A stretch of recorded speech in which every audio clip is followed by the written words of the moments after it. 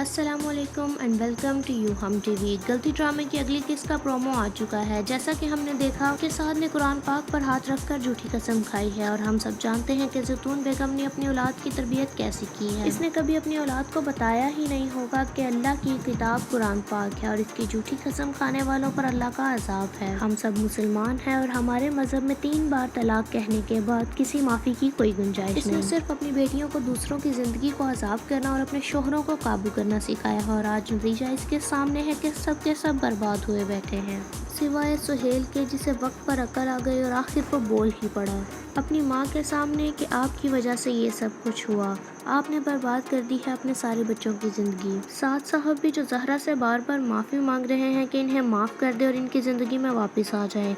फ़हद की हकीकत भी साद पे खुल चुकी है कि वह ज़हरा को अपनी बहन मानता है, लेकिन मायरा के होश अभी तक ठिकाने नहीं आए, इसीलिए वो ज़हरा के घर उससे लड़ने के लिए पहुंच जाती है। उनके घर जाकर खूब शोर मचाती है, ज़हरा को आवाज़ें देती है। ये सब देखकर नफीसा बेगम कहती है आराम से बैठ कर बात कर। जवाब में मायरा बहुत बदतमीज़ी से कहती है कि मैं यहाँ बैठ कर बात करने नहीं आई हूँ। मायरा की आवाज़ें सुनकर ज़हरा भी बाहर आ जाती है और मायरा से कहती है कि ना तो मैं तुम्हारे घर पर हूँ और ना ही तुम्हारी भाभी जो तुम्हारी बदतमीजी बर्दाश्त करेगी, इसलिए चुप करके यहाँ से चली जाओ। लेकिन मायरा जो इसी शक में मुब्तला है कि ज़हरा ने फ़हद को अपने काबू में कर लिया, इसीलिए साद से तलाक ले रही है। ज़ाहिरा इसे डांट कर अपने घर से निकाल देती है, जिसके बाद मायरा गुस्से से अपने शोहर के घर जाती है और उससे पूछती है कि तुम क्यों जाते हो ज़हरा भाभी के पास। ज़हरा के बारे में घटिया और उल्टी सीधी बातें करती है, जिस पे फ़हद इसके मुंह पर रख कर एक थप्पड़ मारता है और इसे हाथ पकड़कर इसके घर छोड़कर आता है।